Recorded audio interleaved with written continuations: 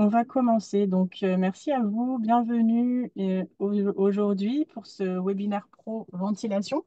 Donc, on va parler type de ventilation, on va parler points de vigilance, notamment autour de la pause et des retours d'expérience de la part de Monsieur Martineau de Airpur, qui va nous présenter voilà, toute la partie ventilation. On va commencer par, dans un premier temps, vous présenter l'Agence parisienne du climat. Dans un deuxième temps, Monsieur Martineau va présenter la ventilation. Et dans un troisième temps, on va vous laisser poser vos questions et on répondra à vos questions. Hop. Alors, votre webcam n'est pas activée. En fait, on est vraiment dans un webinaire pro. Du coup, vous ne pouvez pas mettre votre vidéo, vous ne pouvez pas mettre votre micro. Par contre, vous pouvez toujours poser vos questions dans l'onglet QR qui se trouve soit en bas de votre écran, soit tout en haut de votre écran. Donc, n'hésitez pas à vous poser des questions et on y répondra tout à l'heure. Donc, alors, l'Agence parisienne du climat, qui sommes-nous? Donc, personnellement, je suis Cécile Vernier. Je suis en charge des copropriétés du 17e arrondissement. Nous sommes un petit peu plus d'une vingtaine de conseillers à l'agence euh, pour être en charge des copropriétés. Et l'Agence parisienne du climat, donc c'est une association à but non lucratif qui a été créée en 2011 à l'initiative de la ville de Paris pour accompagner la mise en place de son plan climat.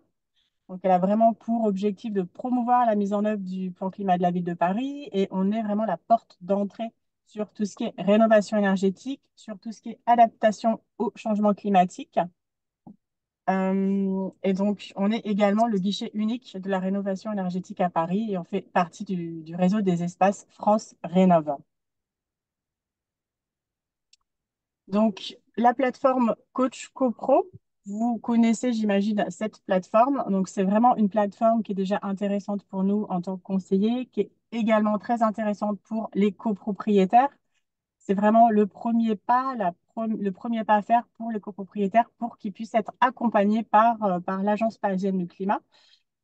C'est également pour vous, en tant que professionnel, intéressant car c'est un centre de ressources. Vous pouvez trouver, par exemple, les référentiels DTG, les référentiels maîtrise d'œuvre. Euh, il y a aussi également d'autres documents qui pourraient vous intéresser. Donc, surtout, n'hésitez pas à y jeter un coup d'œil. Il y a également un agenda qui est très fourni au sein de l'Agence parisienne du climat. Donc, je vous invite également à y faire un tour. Il y a également dans cette plateforme Coach CoPro un annuaire des professionnels. Vous pouvez trouver des architectes, des bureaux d'études, des entreprises de travaux, des sociétés d'ingénierie et de conseil. Donc, si vous êtes une entreprise, si vous souhaitez faire partie de cet annuaire des professionnels, l'intérêt de cet annuaire, c'est que, en fait, les copropriétés qui veulent se lancer dans des travaux et qui veulent une aide de la ville de Paris et de l'ANA, en fait, doivent avoir un professionnel qui est dans cet annuaire. Donc, si vous n'y êtes pas, vous pourrez toujours contacter l'Agence parisienne du climat et on pourra mettre en place ensemble les démarches nécessaires. Donc, vous pouvez également trouver des listes de copropriétés rénovées. Donc, voilà, je vous invite vraiment à y faire un tour. Les solutions pro, donc là, c'est vraiment un webinaire à destination des professionnels. Donc, tous les webinaires sont enregistrés. Vous pouvez trouver les webinaires qui ont été enregistrés voilà, sur YouTube. Vous pouvez juste taper Agence parisienne du climat, YouTube, et vous avez la liste de tous les webinaires, dont tous les webinaires Solutions Pro.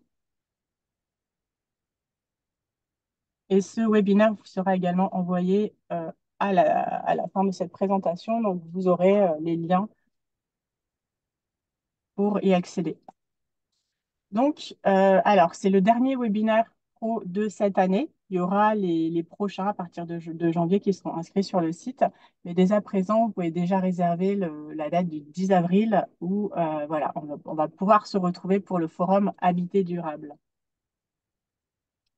Je vais laisser la parole à Monsieur Martineau qui va nous présenter donc voilà, la ventilation.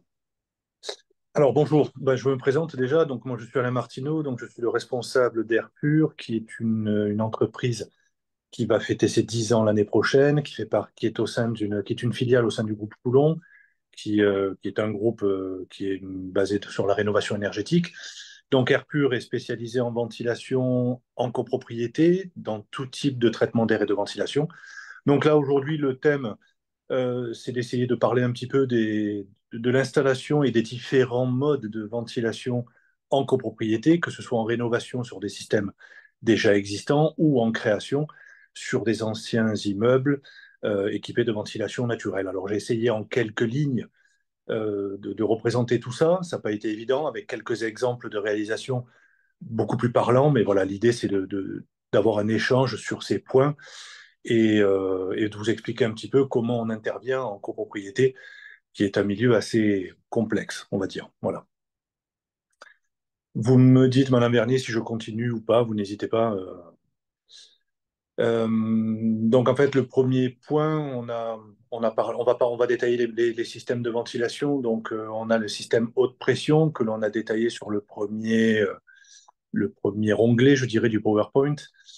On a, on a donc là les systèmes de haute pression, c'est-à-dire c'est des installations de VMC étanches qui sont équipées, qui sont créées en tout cas à partir de la création d'un immeuble neuf.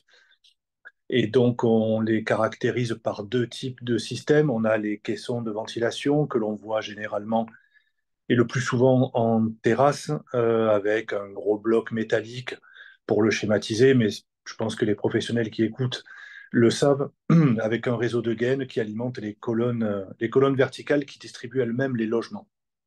Et puis on a un autre principe, ce sont les tourelles qui sont elles plus individuelles, qui vont s'adapter elles beaucoup plus directement sur les colonnes, mais comme je l'ai écrit, voilà, l'inconvénient c'est que c'est plus petit, c'est plus maniable, mais on en a besoin de beaucoup plus pour obtenir le même résultat pour alimenter toutes les colonnes. Voilà. Euh, voilà, en gros, alors les caissons de VMC, c'est essentiellement comme on les connaissait à l'époque, avec une transmission poulie-courroie qui nécessitait un entretien annuel pour contrôler la courroie, les transmissions, le nettoyage. Maintenant, on a un petit peu évolué, on a beaucoup plus d'électronique. On est géré par des variateurs de puissance pour la basse consommation. On a, pour le coup, maintenant les constructeurs ont évolué. Pour la plupart des cas, on n'a plus de courroie, donc ce qui enlève un potentiel problème de panne récurrent. Maintenant, on a de l'entraînement dit direct. Et, et voilà, donc même la VMC, elle aussi évolue avec les années et avec l'électronique. Voilà. Donc aujourd'hui, on a l'autoréglable et l'hygroréglable. Et bien évidemment, pour faire de l'hygroréglable, il faut qu'on ait des caissons gérés par électronique pour faire de la variation de vitesse. Voilà en gros pour le premier onglet. Voilà. Je continue. Ensuite, dans le deuxième onglet, on parle donc des systèmes de basse pression qui sont bah, pour le coup beaucoup plus utilisés en rénovation énergétique en copropriété, puisque pour la plupart des cas, quand on fait une réno énergétique, c'est que l'immeuble n'est pas équipé de système de ventilation, si ce n'est que de conduits de ventilation naturelle d'une certaine époque. Et donc, on a aujourd'hui la possibilité d'équiper ces immeubles d'un système de ventilation en récupérant les conduits que l'on appelle de type shunt ou individuel, qui sont dans la maçonnerie, et qui alimentaient déjà, à l'époque, les logements par un système de ventilation un peu aléatoire, mais qui fonctionnait déjà. Et là-dessus, on arrive à équiper des moteurs sous avis technique, mais avec un système de basse pression. Voilà. Donc, on l'a décrit un petit peu sommairement en quelques lignes. Hein. Donc, en basse pression, donc, on a la solution hybride, qui hybride comme le porte, comme le dit son nom. On a deux systèmes, soit on peut fonctionner avec un moteur ou soit sans moteur en se servant des forces et les tirages éoliens et en fonction des températures, le tirage thermique. Et on est assisté par un moteur, donc un peu comme les véhicules. C'est pour ça qu'on les appelle hybrides. Ou alors, on a les systèmes basse pression, caissons, qui ressemblent un peu à de la VMC, mais comme son nom l'indique, en basse pression, on fonctionne beaucoup plus lentement, puisque la réglementation nous impose d'avoir des vitesses de passage dans les conduits maçonnés bien plus faible, puisqu'on n'est pas capable aujourd'hui de déterminer avec précision l'étanchéité de ces conduits qui ont, pour la plupart, une quarantaine ou une cinquantaine d'années. Voilà. Donc, ces systèmes sont définis par plusieurs paramètres, le nombre de logements, la hauteur d'étage, si on est sur une tour ou sur une barre, le choix du système retenu dans le cadre de la réno énergétique. Est-ce qu'on est sur de l'hydro-réglable de type A ou de type B? On pourra en parler après. Et aussi en fonction de ce que le fabricant propose, ainsi que l'installateur. Et ça amène à déterminer un système. Voilà. Et ça permet à l'immeuble donc d'avoir une ventilation permanente tout au long de l'année, quel que soit le climat et quelles que soient les températures extérieures. Voilà. Je Voilà vous pour remercie. Surtout, n'hésitez pas à poser vos questions hein, si vous le souhaitez sur l'onglet Q&A. N'hésitez pas, bien sûr. Euh, voilà, sur le troisième onglet, on a mis quelques exemples d'installations donc dit de haute pression. Donc on voit bien qu'on est sur un système de VMC avec un réseau de gaines tout à fait standard. Donc ce sont des réalisations qu'on a fait dernièrement. Euh, et qui, là, on est sur des installations qui existaient déjà et que l'on a rénovées pour passer en hydro-réglable pour apporter un confort supplémentaire dans les logements et surtout, faire des économies d'énergie avec la variation de pression dans les logements avec le système hydro-réglable. Voilà. Alors justement, j'en profite pour une question. Comment faire le choix entre hygro A et hygro B?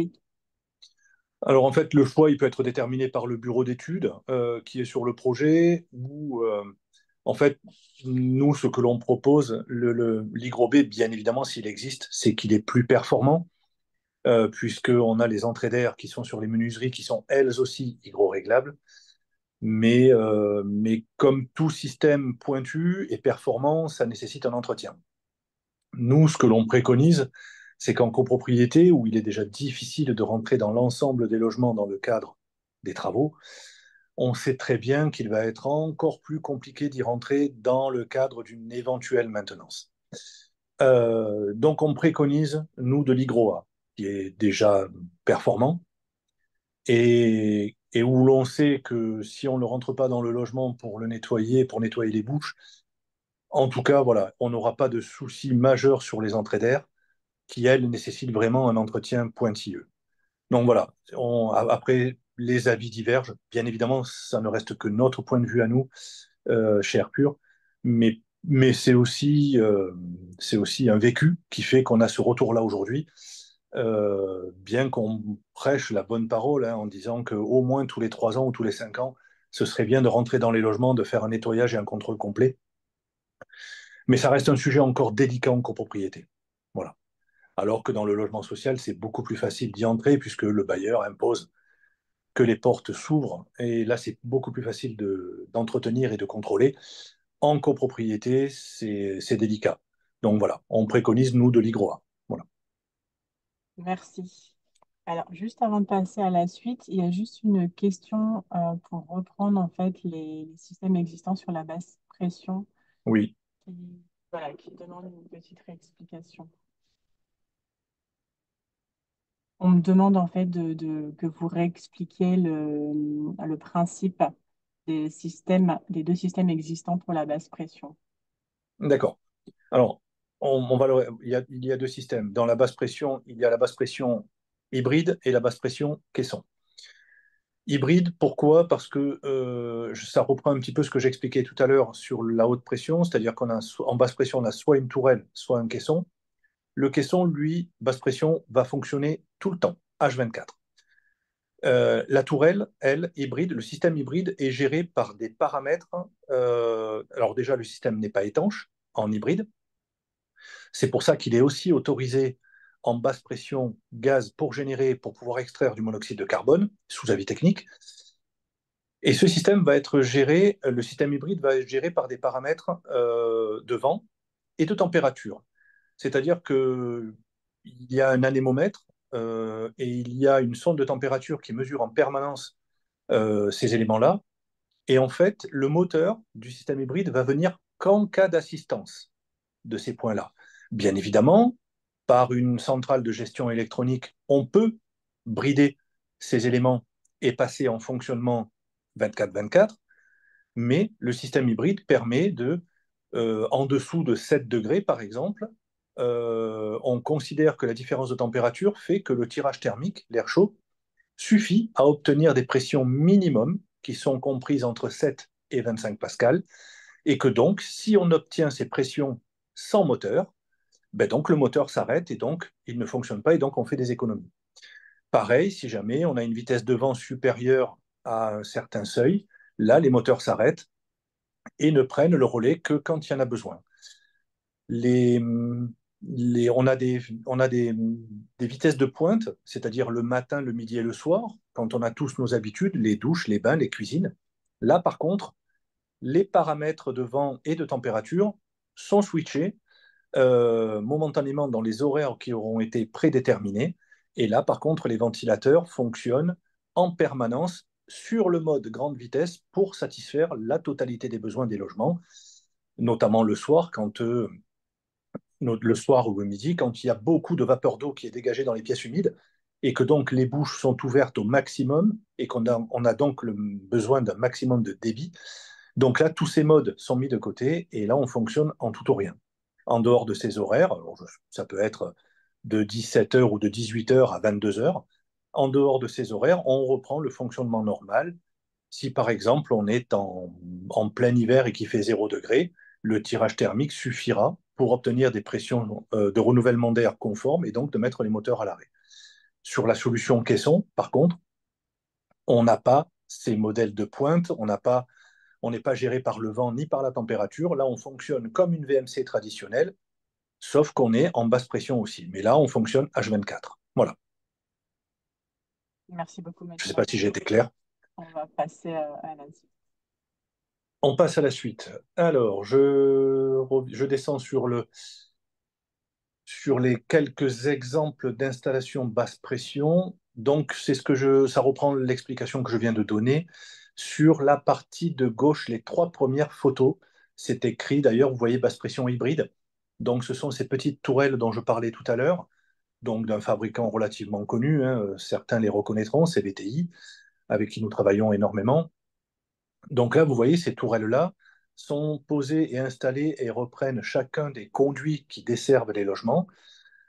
Ça, c'est un chantier que l'on a réalisé sur la partie de gauche à Bourg-la-Reine, dans le 92.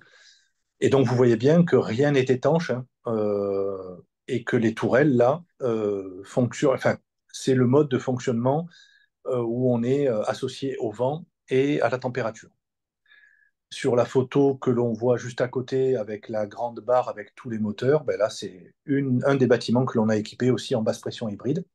Et sur les deux photos de droite, vous avez la basse pression caisson, c'est-à-dire que on voit clairement que l'on est venu recouvrir par un plénum métallique les cheminées existantes qui alimentaient les logements, en tout cas les pièces humides de logement, et on est venu avec un réseau de gaine et un moteur que l'on voit au premier plan, qui lui est basse pression aussi, c'est-à-dire qu'il fonctionne assez lentement, et de cette façon-là, on vient ventiler en permanence toutes les pièces humides, salle de bain, cuisine, WC et cellier quand il y a lieu, de tous les logements. Tout ceci, bien évidemment, après une étude préalable et un dimensionnement précis. Voilà.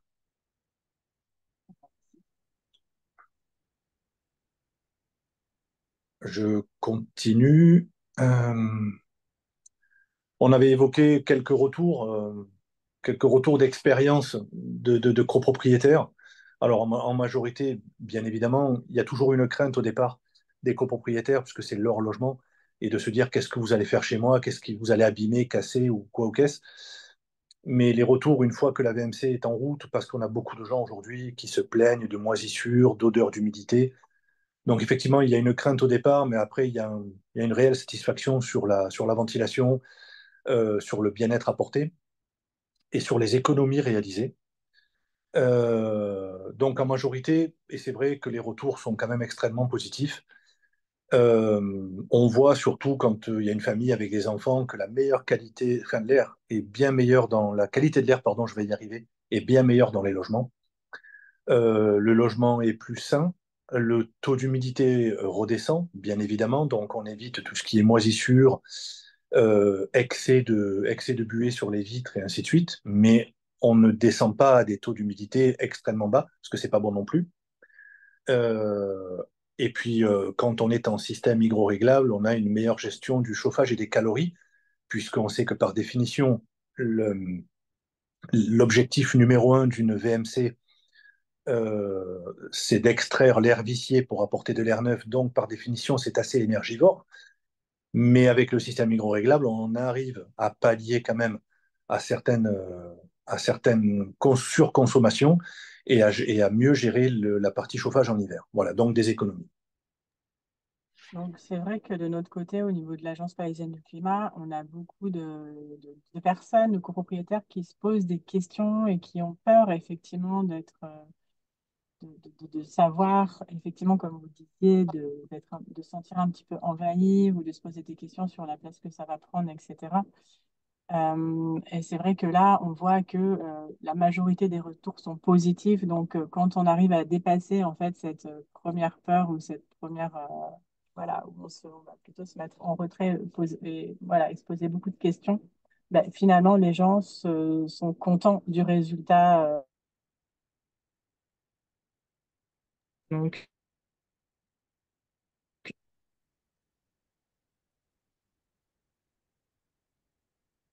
Ça coupe, j'entends plus. donc, au niveau de la slide suivante, au niveau des traitements des intérieurs des Alors, logements. voilà, alors les intérieurs logements sur la slide suivante, alors effectivement, voilà, c'est là un peu où sont les craintes parce que en ventilation basse pression, sans rentrer dans des détails vraiment très techniques, il faut savoir que dans les constructions à l'époque, surtout avant la réglementation de 68, on considérait que si une pièce humide était équipée d'un ouvrant, il n'y avait pas besoin d'y descendre un conduit de ventilation, puisqu'à l'époque, la ventilation n'était pas obligatoirement permanente, elle était ponctuelle, donc il y avait bien moins de contraintes qu'aujourd'hui. Et donc aujourd'hui, quand on fait une rénovation énergétique et qu'on s'aperçoit qu'on a une salle de bain en pignon ou un WC qui n'est pas équipé de conduit, ben donc il faut quand même le ventiler. Donc pour ça, il y a plusieurs façons, il y a plusieurs systèmes qui ont été mis au point, que l'on est obligé, entre parenthèses, d'adopter, et qui là, pour le coup, crée certaines craintes ou certaines peurs, parce que effectivement, ça apporte des modifications légères dans l'appartement. Donc on va le voir un peu plus loin. Euh, donc dans le logement, en fait, quand vous êtes en ventilation naturelle, je ne vais pas parler d'une réhabilitation d'une ventilation existante, puisque je l'écris dans le premier poste, c'est-à-dire que s'il y a une VMC pardon, déjà existante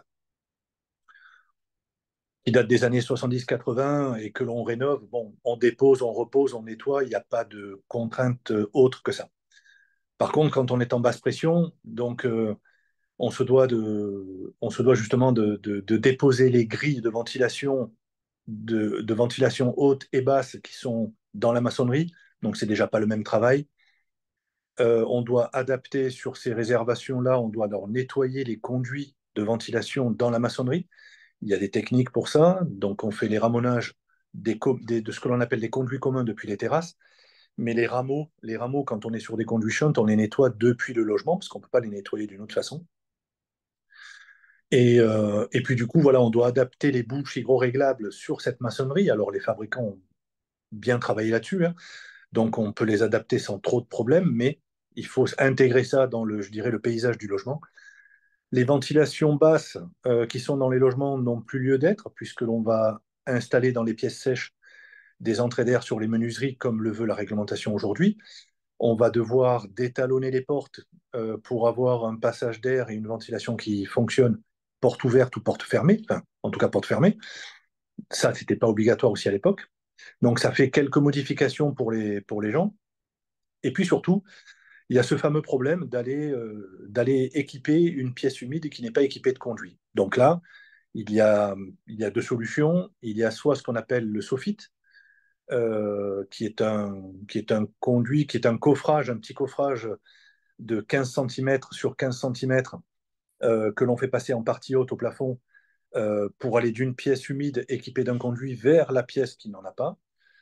Et quand on a un empilement de pièces qui ne sont pas équipées, qui sont généralement en pignon, il existe maintenant la solution, enfin maintenant depuis quelque temps, mais que nous appliquons aussi, euh, de la gaine extérieure, où on va venir carotter la façade pour rentrer dans chaque pièce humide qui ne sont pas équipées de conduit. En fait, le conduit, on le crée, mais sur la façade, et on le fait arriver sur le toit et on l'équipe d'un moteur.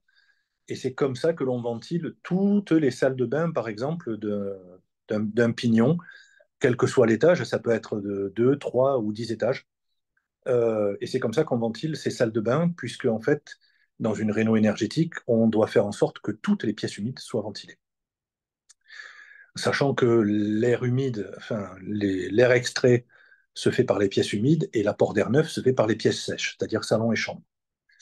Voilà. Donc, on vous a mis quelques exemples aussi de photos d'intérieur logement où on essaye au mieux d'intégrer.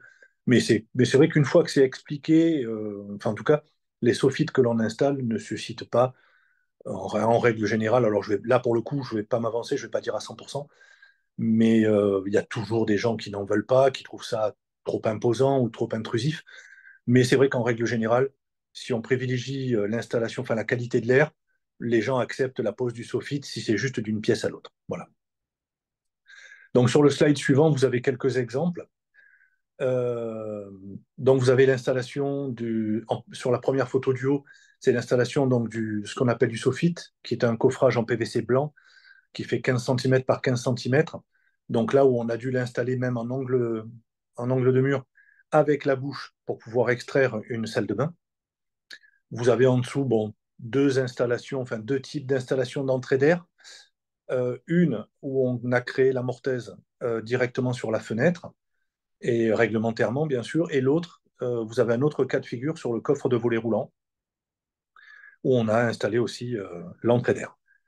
Sur les photos d'à côté, vous avez un autre exemple de soffit que l'on voit en plan plus large, et où on voit aussi un technicien qui installe la bouche une fois le soffit installé. Et puis sur la photo du bas, les deux photos du bas, vous avez les fameuses gaines en façade que l'on arrive à intégrer. On les peint aussi à la couleur du râle du ravalement. Et en fait, sur les deux photos que vous avez en bas, ben, vous avez les gaines en façade et puis vous les voyez déboucher sur la terrasse et on voit bien qu'elles sont alimentées par un moteur. Et en fait, là, vous voyez que les deux gaines sont finies, blanches, mais derrière ça, il y a des carottages et des piquages qui rentrent dans les appartements. Et c'est comme ça que l'on ventile les salles de bain. Voilà. Merci beaucoup. Mais je vous en prie. Il y a quelques petites questions, quelques questions. Je vous écoute. Exemple de mise en œuvre de ventilation basse pression sur conduit individuel dans le bâti ancien et est-ce qu'il y a des contraintes au niveau des ABF? Ça, alors, on en a peu. Sur Paris, on a fait pas mal d'installations sur conduits individuels de type Mitron que l'on voit dans Paris, avec les petits Mitrons en terre cuite.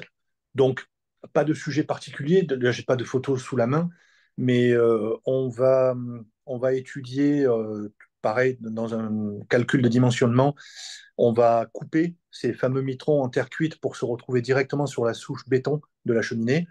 Et on va venir avec un cône en béton qui va équiper un certain nombre de conduits, enfin reprendre en tout cas une quantité de conduits sur lequel on va y installer un moteur tel que vous le voyez sur la photo de droite, là, la dernière photo. Et c'est comme ça qu'on ventile aussi les conduits individuels. Euh, pas de, pas de problème. On a eu un problème, enfin un problème. On a eu une fois une demande des ABF. Alors, on va dire que les ABF ne s'adressent pas directement à nous en tant qu'installateur. Elles vont s'adresser directement plutôt à l'architecte ou à la maîtrise d'ouvrage en cas de questionnement sur la vue des éventuels moteurs. On a eu ce cas-là sur un site. Et donc là, en fait, la solution qui a été apportée en complément, ça a été d'arraser les cheminées euh, pour qu'elles soient beaucoup plus basses et qu'on ait beaucoup moins de vis-à-vis sur la pose des moteurs. Donc voilà, une solution a été trouvée. Mais c'est quand même assez rare. Assez rare. Voilà. Merci. Alors, une fenêtre avec une entrée d'air auto peut-elle être facilement modifiée pour que son entrée d'air devienne hygroïde? Oui, absolument. La taille des mortaises est identique. Donc, du moment que la mortaise est réglementaire, dans le bâti de la fenêtre, on peut changer l'entrée d'air et mettre une entrée d'air hygroréglable. Alors, quid de la présence de chaudières gaz dans certains logements? Alors, c'est ce que j'ai dit tout à l'heure. Tout à l'heure, quand j'ai parlé de solutions hybrides, basse pression avec les tourelles, comme vous voyez sur la photo de droite avec les deux conduits qui arrivent en terrasse, en basse pression hybride. Alors, il y a deux systèmes, hein. J'ai vu dans les questions, là, j'ai vu qu'il y avait MVN qui était apparu. Mais en tout cas, nous, on travaille avec VTI. Et aujourd'hui, quand on a du monoxyde de carbone à prendre en compte dans un système de ventilation avec l'extraction du monoxyde de carbone, les seuls avis techniques hybrides aujourd'hui, c'est VTI. Ou donc, comme on n'est pas sur un système étanche, on n'a pas besoin de surveiller le fonctionnement de l'appareil, savoir s'il s'arrête ou pas en cas d'extraction du monoxyde de carbone. Là, il n'y a aucun risque. La seule classification que l'on doit respecter, c'est de prendre un moteur de leur gamme qui est classé C4. En fait, il faut qu'il ait simplement l'agrément C4 pour pouvoir être posé sur les conduits cuisine. Simplement. Voilà. Après, il existe un autre fabricant qui est MVN, qui fait aussi un système de caisson avec un avis technique sur le gaz, mais avec un système de clapet et d'électrovanne à l'ouverture, dont nous, en tout cas pour plusieurs raisons, on ne souhaite pas évoluer vers ce système-là aujourd'hui. Voilà. Êtes-vous sûr que VTI sont les seuls à être sous avis technique gaz? Hein, c'est ce que je viens de dire.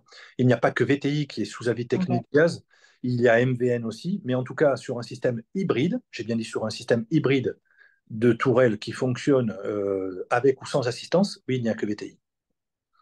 Il y a un autre fabricant de tourelles basse pression, c'est Actis, qui est une filiale du groupe Aldes, et Actis ne possède pas l'avis technique pour le moment sur le gaz. Très bien, merci. Voilà. Faut-il entuber les conduits existants dans les deux cas? Non, c'est tout l'intérêt de la basse pression. Il faut savoir que sur un conduit shunt, vous ne pouvez pas le tuber ni le chemiser. Parce que si vous le chemisez ou si vous le tubez, vous ne pouvez plus communiquer avec les shunts. Vous pouvez, si vous voulez, tuber un conduit individuel si vous souhaitez faire de la haute pression, mais ça n'a pas d'intérêt. Ça serait engendrer des coûts inutilement. Pour la plupart, pour le coup, en tout cas, c'est assez compliqué en plus à tuber. Euh, la basse pression offre cette fonction de pouvoir utiliser le conduit en l'état euh, et d'avoir un autre, enfin un système de VMC fonctionnel. Voilà. Très bien. Comment rassurer les occupants sur les problèmes acoustiques générés par l'installation d'une VMC en copropriété? Bon, tout simplement parce que, comme son nom l'indique, c'est vrai qu'on nous pose souvent la question, souvent ceux qui habitent au dernier étage. Il arrive même que l'on fasse des installations sur certaines terrasses euh, qui ont été, euh, qui ont été rachetées, par exemple, par des copropriétaires, où on a des conduits qui sont maintenant sur la terrasse. Alors, comme son nom l'indique, c'est de la basse pression. Donc, on a des moteurs qui tournent extrêmement lentement. Ce sont des petits moteurs. Et très sincèrement, c'est vraiment silencieux. Alors, comme toute mécanique, je ne vous dis pas qu'il y a un bruit zéro, c'est pas vrai, mais c'est extrêmement silencieux. Et la plupart du temps, quand on a des clients qui hésitent vraiment sur ce point, on les emmène sur des installations que l'on a déjà réalisées et on leur montre le bruit généré. Ça peut être en heure de pointe dans la journée ou ça peut être quand c'est plus calme. Voilà. Merci. Peut-on rassurer les copropriétés possédant des VMC sur le fait que les nuisances sonores ou vibrations seront traitées dans le cadre d'une rénovation et d'une amélioration de l'installation? Oui, absolument. En tout cas pour nous, enfin, c'est quelque chose qui est même inévitable puisque si on part du principe que l'on a un CCTP qui est correctement établi, nous en tout cas, on travaille que dans les règles de l'art et sous DTU.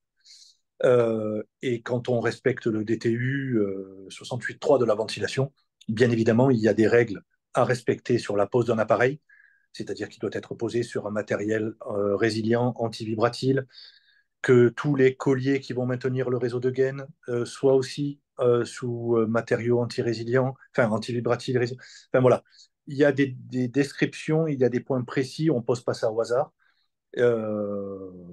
Voilà, on regarde aussi le support. Pour vous donner un exemple beaucoup plus précis. Aujourd'hui, là, ce matin, on a travaillé sur un projet avec mes collègues où on va devoir installer un caisson dans un comble pour alimenter plusieurs logements. Et on s'est aperçu que, bah, un fait assez rare, ce n'était pas un comble avec un plancher béton, mais un plancher bois. Donc là, évidemment, si on pose le caisson là-dessus, les gens qui habitent juste en dessous. Donc là, on a tout de suite envisagé de suspendre le caisson plutôt que de le poser au sol, parce qu'on a déjà pris en compte les contraintes de vibration. Voilà. Très bien. Alors, il y a des questions sur les immeubles anciens et très anciens parisiens. Donc, Oui. quid des immeubles parisiens d'avant 1930, comme c'est le problème majeur des rénovations à Paris, et quelles solutions, donc, du coup, pour des bâtiments très anciens sans colonnes viables? Alors, après, très sincèrement, c'est juste, voilà, c'est en fonction de. Je vais vous dire très honnêtement, c'est au cas par cas. Voilà, ça nécessite une étude précise. Si on est sur de l'haussmannien, si on est sur des, euh, sur des immeubles qui n'ont pas de conduit dans les pièces humides, mais peut-être dans les pièces sèches, parce qu'à l'époque, on avait certains conduits dans les pièces sèches, dans les chambres et dans les salons, puisqu'on considérait qu'on avait des conduits de fumée en cas de problème. On pouvait se chauffer à l'époque dans les logements. Donc nous, on sait aussi récupérer ces conduits qui sont dans les mauvaises pièces pour les emmener dans les bonnes pièces, mais ça fait vraiment l'objet d'une étude au cas par cas de cet immeuble. Voilà. Autre question, y a-t-il des impossibilités techniques d'installer des entrées d'air sur menuiserie existante? Rarement, mais ça arrive. On a des très vieilles menuiseries où le cadre métallique ou le cadre bois, mais c'est généralement le cadre métallique, est tellement fin qu'on n'a pas suffisamment de réservation pour poser l'entrée d'air, en tout cas sur la partie haute de la menuiserie. Ça nous est déjà arrivé. On a une surface vitrée qui est très très importante quand on n'a pas de coffre de volet roulant. Donc là, cas exceptionnel, il arrive que l'on puisse poser, sous accord bien évidemment de la maîtrise d'œuvre ou de l'architecte ou du bureau d'études, que l'on pose l'entrée d'air sur la partie basse de la menuiserie, puisque la partie basse est toujours un peu plus épaisse. Euh, mais, mais généralement, si on arrive en période d'exécution, c'est que ces points-là ont été vus avant. On ne découvre pas sur le fait, c'est-à-dire que les équipes n'arrivent pas dans le logement en disant on ne peut pas faire. Des points aussi importants, généralement, sont vus en phase appel d'offres, en phase étude, que ce soit par nous, par le bureau d'études, dans les visites d'appel d'offres, et on dit attention, il y a un sujet, il y a ça, comment on le traite. Voilà, c'est plutôt comme ça. Mais c'est déjà arrivé. Peut-on utiliser les anciens conduits sur les bâtiments 1900, type conduit d'évacuation prévu pour des poêles, par exemple? Oui, c'est ce que je disais tout à l'heure. Dans les pièces sèches, ce qu'on appelait les conduits de fumée, à l'époque, où donc la prise du conduit ne se fait pas en partie haute, mais en partie basse, à 80 centimètres du sol, puisqu'on pouvait y raccorder un poêle. Euh, Régulièrement, on les utilise. Si on s'aperçoit qu'une chambre est mitoyenne avec une salle de bain, bah, plutôt que d'aller faire courir un soffit comme on l'a vu là, on récupère le conduit de fumée qui servait pour les poêles, on l'équipe d'un moteur et on n'a plus qu'une cloison à traverser. Donc ça veut dire qu'on peut ventiler par exemple la pièce humide qui se trouve juste derrière. Très bien. Voilà. Quels sont les volumes de renouvellement d'air? C'est en général, c'est 1,2 ou 1,3 fois le volume de l'appartement. Quid de la ventilation mécanique répartie? Est-ce que c'est une rénovation, d'une solution possible en rénovation? C'est une solution possible. C'est des systèmes C'est des systèmes qui vont utiliser plusieurs moteurs hein, dans le même logement. C'est plus adapté à ce qu'on appelle la VMC individuelle. C'est-à-dire que vous allez avoir un moteur, un petit groupe ponctuel dans une cuisine, un autre petit groupe dans la salle de bain. Je ne vais pas vous dire que ça ne marche pas, mais on n'obtient pas les résultats qu'une VMC collective. Voilà. Mais effectivement, quand il n'y a pas d'autre solution, et ça arrive aussi, on peut la mettre en place. C'est toujours mieux que de ne rien avoir, bien évidemment. Merci. Le CEREMA interdit la création de mortaises dans les fenêtres existantes. Comment faites-vous? le CEREMA interdit la création de mortaises dans les fenêtres existantes. Je ne crois pas que quiconque interdise la création de mortaises dans les fenêtres existantes. La seule chose que l'on se doit d'informer, c'est qu'effectivement, si les fenêtres, si les menuiseries ont été remplacées récemment, comme elles sont sous décennale, le fait de les mortaiser, le client perd la décennale.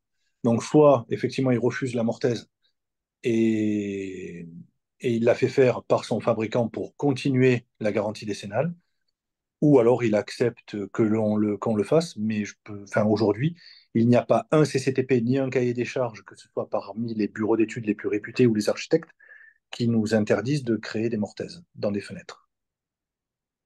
Merci. Alors, je pense que cette question est relative à votre dernière photo, même si j'en suis pas certaine. Quelle taille la gaine extérieure? Quelle taille ont les gaines extérieures et pourquoi y a-t-il deux gaines? Alors là, sur ce cas-là, il y a deux gaines parce qu'effectivement, on avait deux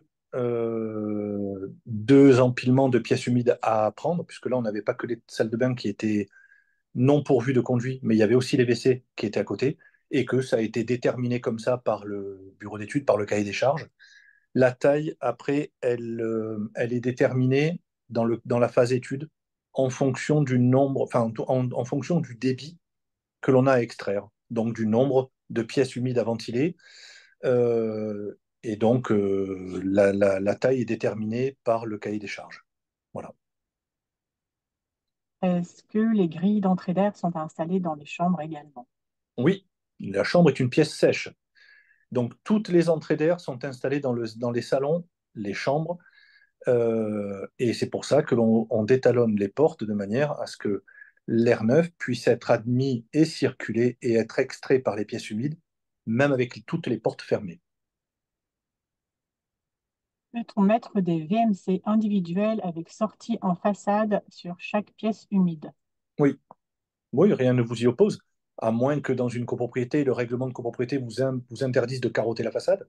Après, tout ça, ce sont plus des problèmes de copro et administratifs, mais il nous est déjà arrivé de réaliser sur une copropriété complète que des installations individuelles où on a carotté les façades pour rejeter l'air vicié des groupes de ventilation que l'on avait installés dans chaque appartement.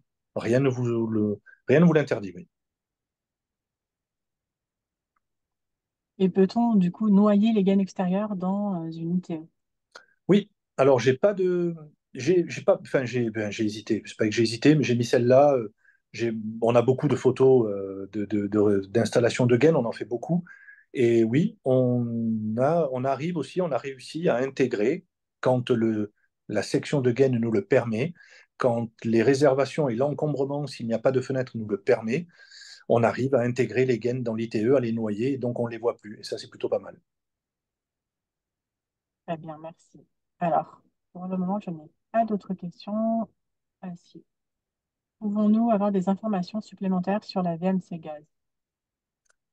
Alors, qu'est-ce que l'on appelle VMC gaz? La vraie VMC gaz, c'est une VMC haute pression qui est surveillée par un système de DSC, c'est-à-dire un dispositif de sécurité collectif, où donc là, en cas de chute de pression de l'appareil, en dessous de 80 pascal, c'est le DTU qui l'impose, on envoie un contact basse tension de 24 volts à tous les relais inverseurs qui se trouvent dans les logements, donc le système de DSC, qui coupe systématiquement l'alimentation électrique de la chaudière. Ça, c'est une sécurité totale. Ça, c'est ce qu'on appelle la VMC gaz. Après, on a la VMC basse pression, où on va pouvoir extraire le monoxyde de carbone, mais là, il n'y a aucune sécurité puisqu'on n'est pas sur un système étanche. Donc, même si le moteur est à l'arrêt, on a des contraintes à respecter, comme je le disais tout à l'heure, c'est-à-dire sur le, le classement au feu du moteur, qui doit être C4. C4, ça veut dire classé 400 degrés une demi-heure minimum. Et en ventilation gaz basse pression, on est obligé d'avoir 4 entrées d'air dans le logement de 45 mètres cubes heure. D'accord. On doit avoir un apport d'air neuf plus important. Si ces points-là sont respectés, il n'y a pas de raison qu'ils ne le soient pas. Donc là, il n'y a aucune autre sécurité mise en œuvre, puisque par dépression naturelle, l'air et le monoxyde de carbone s'évacuent naturellement dans le conduit et sortent par le moteur, qu'il fonctionne ou qu'il ne fonctionne pas. Merci. Une entreprise m'a dit que créer des mortaises dans des fenêtres pouvait toucher à son armature, cadre métallique intégré dans le châssis et à la faire vriller ensuite. Ça, on, une fois de plus, quand on est devant le cas de figure, on prend toutes les précautions, je dirais, entre guillemets, pour réaliser un mortaisage. Et si on tombe effectivement sur l'armature, c'est d'avoir les bons outils pour éviter d'y aller, je dirais, excusez-moi le terme, mais comme un bourrin.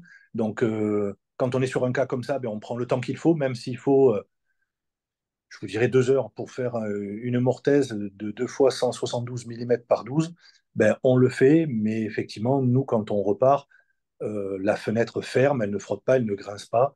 Enfin, on n'est pas rappelé parce que la fenêtre est tordue. Non, ça, c'est pas envisageable. Merci.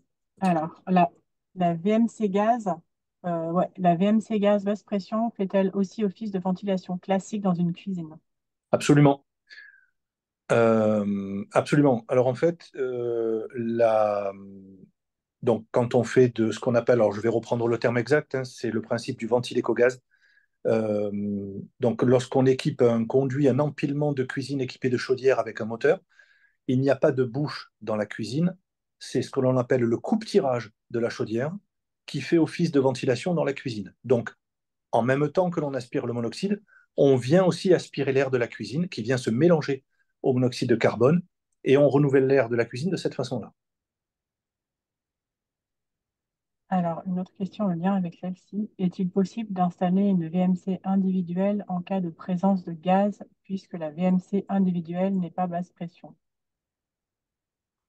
Si vous faites de l'individuel, ça veut dire que vous n'engendrez pas de risque pour les autres. Si vous n'engendrez pas de risque pour les autres, vous pouvez faire de la VMC individuelle chez vous avec une chaudière, sachant que on ne peut pas raccorder une chaudière sur un petit groupe de VMC de type pavillonnaire, puisque les températures des gaz brûlés sont trop élevées. Donc généralement, si on part du principe que l'on va ventiler que la salle de bain ou que les WC de façon individuelle, je, je pose une alerte, c'est-à-dire que nous, on se refuse à faire ça. Pourquoi? Parce que quel que soit le petit groupe de VMC, vous allez toujours dégager une pression supérieure à la pression atmosphérique du tirage naturel. Et par crainte, on a toujours ce problème de pouvoir inverser les flux et d'avoir la ventilation de la salle de bain ou des WC mécaniques, motorisés, qui pourrait éventuellement inverser les flux du tirage naturel de la chaudière. Ce qui voudrait dire qu'on aurait le monoxyde de carbone qui reviendrait dans les autres pièces. Ça, c'est quelque chose sur lequel nous, on est rédhibitoire. On ne créera pas de ventilation individuelle dans un logement s'il y a une chaudière. Une question concernant les chauffe-eau thermodynamiques. Avez-vous un retour d'expérience sur les chauffe-eau thermodynamiques sur air extrait qui font donc office de ventilation? Non, parce que aujourd'hui, c'est pas dans les créneaux d'air pur. On l'a eu fait une fois. Alors oui, on a déjà fait un chantier en pose de ballon thermodynamique. J'ai pas de retour malheureusement à vous donner dessus. Je pense que par définition, comme on a déjà fait de la double flux, c'est le même principe, hein. C'est un échange avec récupération des calories. On récupère les calories d'air chaud de la VMC pour préchauffer gratuitement l'eau du ballon, ce qui en soi est un bon système. Maintenant, vous dire avoir un retour vraiment sur l'installation, non, malheureusement, non, on n'en fait pas. Merci. Une VMR peut-elle être raccordée à un conduit individuel? Si oui, y a-t-il des problèmes de pression, débit pour les bâtiments de grande hauteur? Oui, par définition, oui. Si on est sur de la grande hauteur, je pense qu'on va avoir un problème de tirage. Mais oui, si, une fois de plus, si vous êtes sur de l'individuel, que le conduit ne distribue que votre logement, oui, vous pouvez l'installer.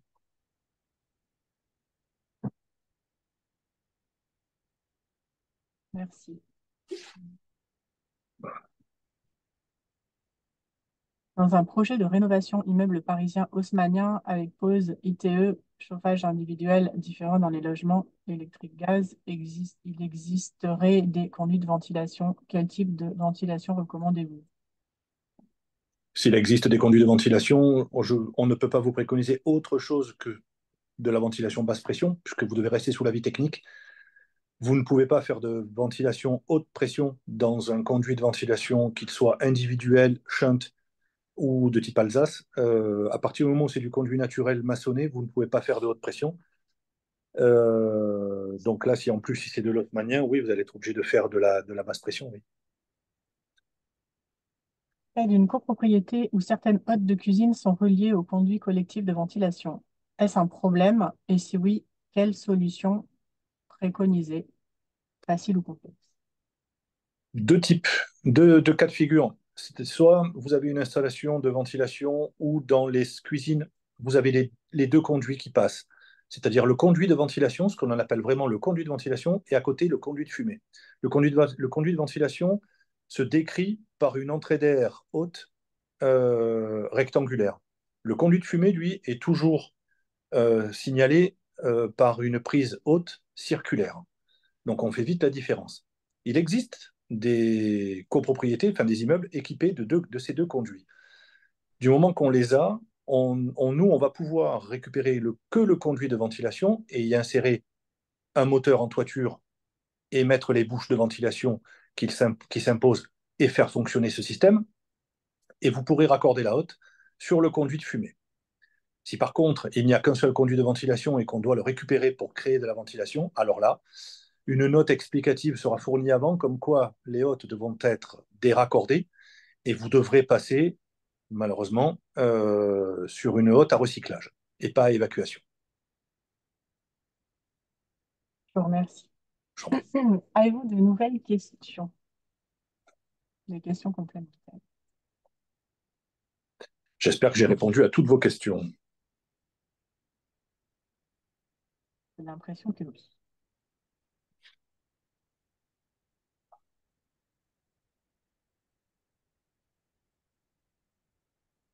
Attends un petit peu encore. Bon, Pas de problème. ça arrive.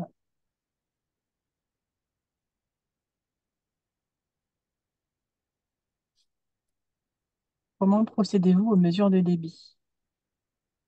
Alors, on est équipé, alors on mesure un débit, on a les appareils pour ça, on a un cône qui va mesurer la vitesse et le débit, mais je dirais que quand on fait une installation neuve, quand on a un PV de fabrication du fabricant sur chaque bouche qui assure son débit, il faut comprendre qu'en ventilation, euh, pour obtenir un débit, il faut une pression avec une vitesse. Et donc, nous, en fait, ce que l'on doit, notre priorité, c'est d'assurer du point le plus favorisé au point le plus défavorisé la pression nécessaire de fonctionnement de la bouche. Donc, en fait, nous, une fois que l'installation est terminée et que l'on atteint les 100% des logements, parce que c'est important, parce que si quelques logements ne sont pas équipés, ça déséquilibre les colonnes. Une fois que tous les logements sont équipés, là, on fait des prises de pression. Et comme je le disais tout à l'heure, par exemple, une ventilation basse pression doit fonctionner entre 7 et 25 pascal. Donc, on s'assure d'avoir au point le plus bas cette dépression qui nous garantit que dans cette plage-là qui est recommandée par le fabricant, on a le débit de la bouche. Voilà. Si jamais il y a des doutes, on a aussi de quoi mesurer le débit. Mais il nous paraît plus important, en rénovation comme ça, en copropriété, d'assurer des pressions. Voilà. Après, si la bouche a un problème et qu'elle ne fonctionne pas, qu'elle a un problème pour s'ouvrir ou se fermer, ou le système hydro-réglable a un problème, on la remplace, bien évidemment. Pouvez-vous réexpliquer pourquoi vous n'installerez pas de grille individuelle en cas de présence d'une chaudière dans le logement? Dans quel cas vous installerez donc des grilles individuelles? On se refuse à faire de la ventilation mécanique individuelle. Euh, alors, je ne parle pas de basse pression, hein, une fois de plus, je ne parle pas de basse pression agréée hybride. Je parle de VMC individuelle, comme on peut les voir sur les types pavillonnaires, c'est-à-dire de la VMC haute pression. Euh, on ne pourra pas, on ne pourra pas raccorder le monoxyde de carbone, enfin en tout cas les gaz brûlés sur cet appareil-là, c'est pas prévu pour. Et donc du coup, si vous ventilez que les autres pièces humides, la pression que l'appareil, que le moteur va dégager sera plus importante que la pression naturelle d'extraction d'air de la chaudière. par définition, il y a une règle d'équilibre qui fait qu'il y a un grand risque pour que l'aspiration générée par la salle de bain et WC soit plus importante et que donc le monoxyde de carbone revienne dans la pièce et ne soit plus extrait correctement. De ce fait, nous, mais c'est vraiment personnel, on ne prendra pas le risque. À quelle étape doit intervenir l'installation ventilation dans une rénovation globale, façade, toiture, etc. Je dirais, on en a encore parlé ce matin, c'est bien d'en parler. Je dirais en premier, parce que aujourd'hui, quand on fait une ITE, on s'enferme dans une cocotte minute. C'est un peu le but, c'est bien. Euh, Idéalement, l'ITE, elle est là, elle va fermer toutes les ventilations en façade, les ventilations hautes et basses qui sont déjà existantes. Idéalement, il faudrait que la ventilation fonctionne déjà, en tout cas, je dis bien, pour la partie moteur. Nous, on pense que idéalement, c'est bien que les moteurs soient installés et mis en route, même s'ils ne sont pas paramétrés, même s'ils ne sont pas équilibrés. C'est bien que les moteurs fonctionnent. Au moins, l'ITE peut fermer toutes les entrées d'air et on a moins de problèmes. Après, idéalement, c'est bien qu'on soit passé aussi dans les logements pour installer les entrées d'air, pour être sûr que, surtout en période hivernale, on n'ait pas ces problèmes-là de moisissure, puisqu'on est venu entièrement enfermer le bâti. Voilà. Dans un pavillon avec poêle à bois, quel VMC installer? Alors, on n'est pas spécialisé dans le particulier. Le poêle à bois me paraît être un système, je dirais, étanche. Euh, c'est pas quelque chose que l'on fait aussi. Vous- je pense qu'il n'y a pas d'incompatibilité. Si vous avez déjà une VMC pavillonnaire existante, je crois que rien n'empêche d'installer un poêle à bois, euh, puisque c'est un foyer fermé. Et même question avec une chaudière étanche. Quel VMC installer? Ah, bah alors, si vous avez une chaudière étanche, ce qu'on appelle une chaudière à ventouse, alors là, pas de sujet. Elle porte bien son nom, elle est étanche, donc elle n'a aucun contact avec la pièce dans laquelle elle se trouve. Donc, vous pouvez faire n'importe quel type de ventilation. Merci. Avez-vous des guides réglementaires à préconiser, notamment avec la problématique gaz?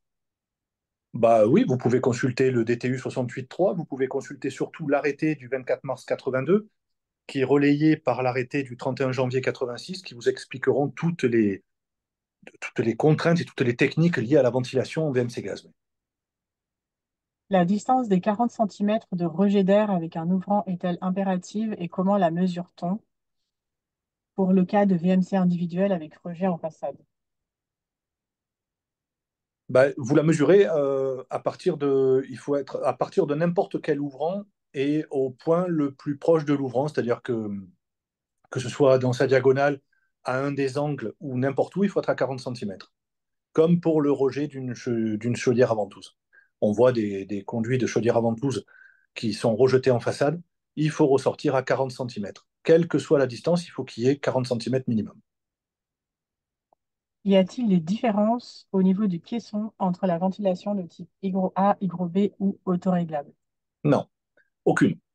Aucune. Enfin, la différence du caisson, si c'est sur sa forme et son fonctionnement et son débit pression, ça varie peu. La seule différence entre l'autoréglable et l'hygroréglable, c'est qu'en hygroréglable, vous allez avoir un caisson basse consommation équipé d'un variateur de vitesse qui va, qui va varier son fonctionnement en fonction de la pression dans le réseau.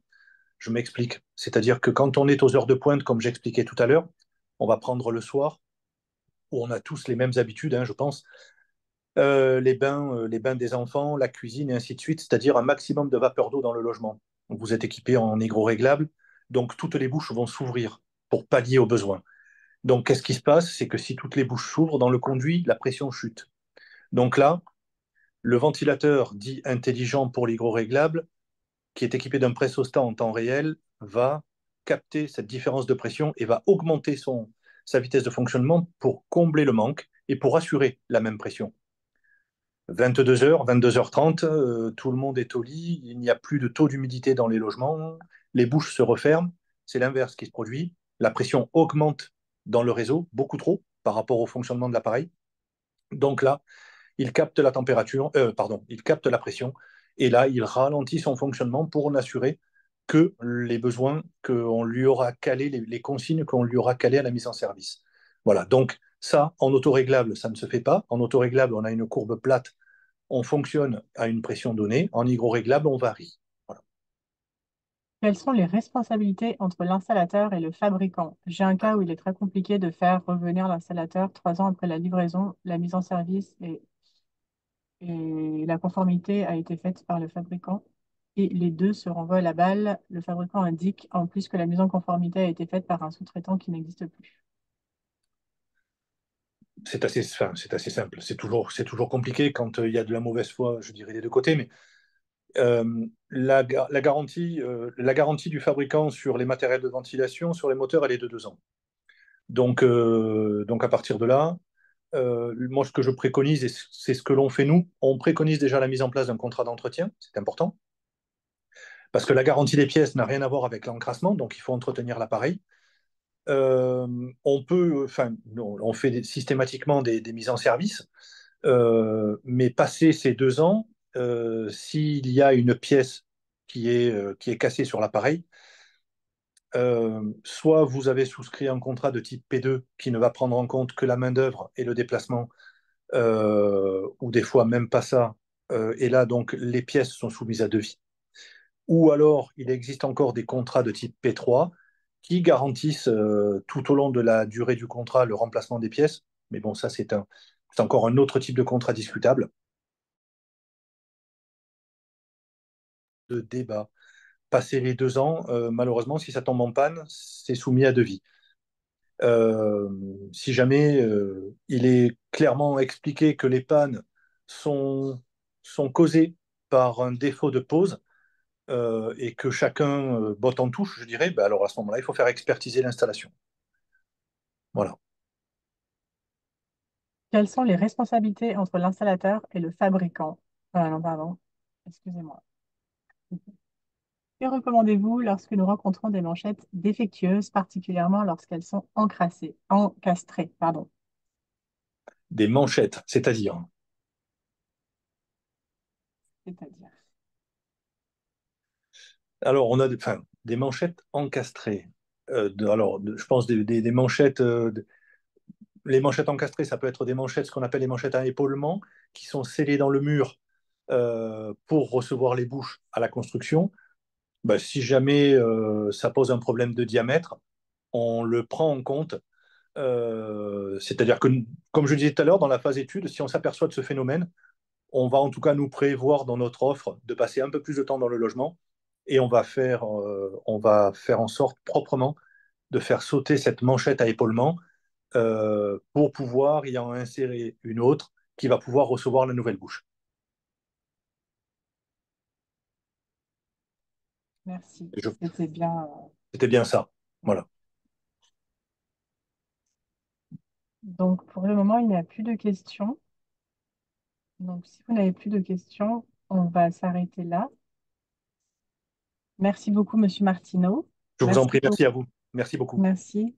Merci à vous tous pour votre présence. Donc, on va vous envoyer le PowerPoint.